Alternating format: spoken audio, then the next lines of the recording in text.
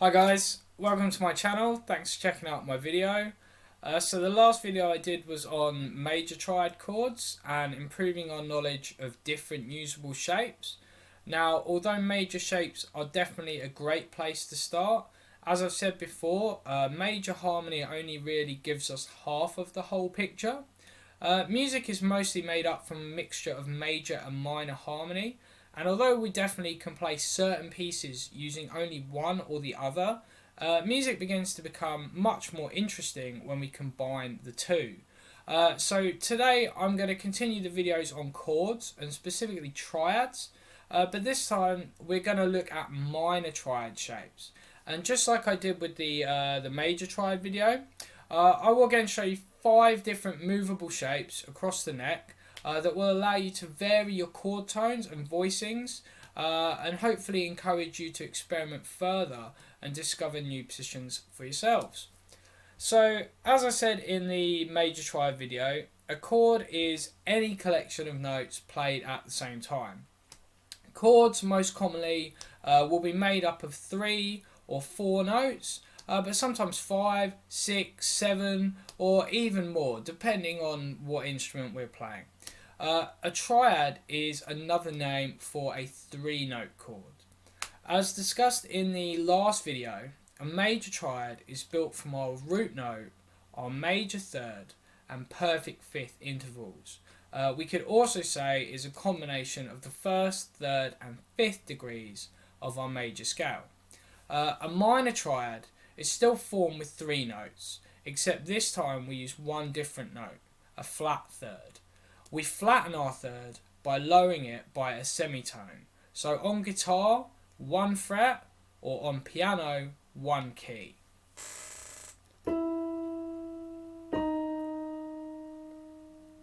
So just like that, we drop it a semitone. We could also say that a minor triad is simply formed from the first, third and fifth of our minor scale, as our minor scale has a naturally occurring flat third. If we quickly look at our pattern for the minor scale, it's tone, semitone, tone, tone, semitone, tone, tone. We can see once again, all we need to do is count along to find which notes they are. If we use C for example, whereas a C major triad is made up of C, E and G, a C minor triad is made using C, E flat and G. If I just play that quickly, that's our major triad, and then we lower that third,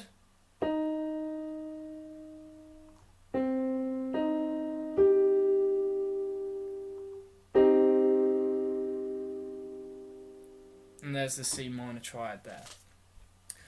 By dropping our major third by a semitone, it actually gives a whole new characteristic to our triad chord. Where major triads are usually referred to as happy or pleasant, minor triads have a far more sad or soulful tone. Learning minor triads can add a whole new spectrum to your sound, and once you start to combine them with major triads, it will allow you to create far more interesting musical arrangements. Although we can definitely play some pieces using only major or only minor chords, most popular music is written with a combination of both, and sometimes also other further variations. Different chord tones and qualities complement each other and help to express more emotion in a piece. A minor triad at the start of a song may give a sad or unhappy beginning, and then once we move to a major triad, it can work to resolve those feelings. Because we are using both, we then get a stronger emotional feeling from each chord. They essentially highlight each other. The changes in our piece then become more obvious and the feeling we get becomes more prominent. If I just give you a quick example, I'm just going to go from C major to A minor.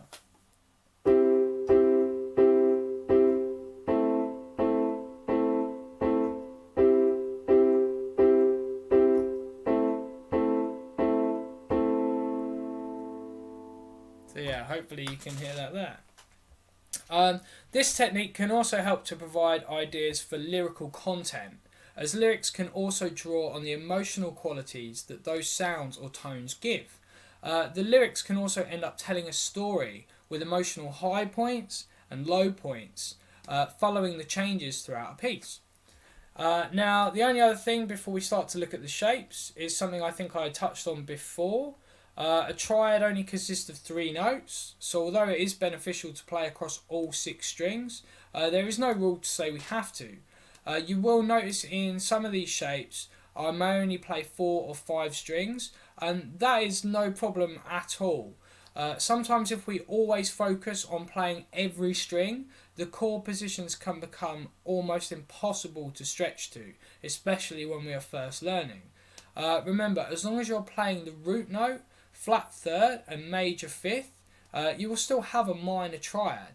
And although I'm showing you these 5 shapes, remember there are still many more.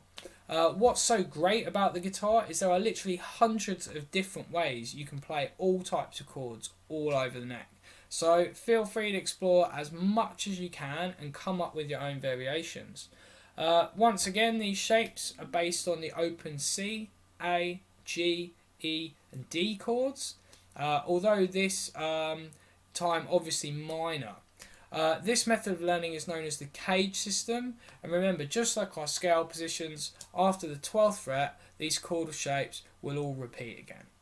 Alright, so let's check them out.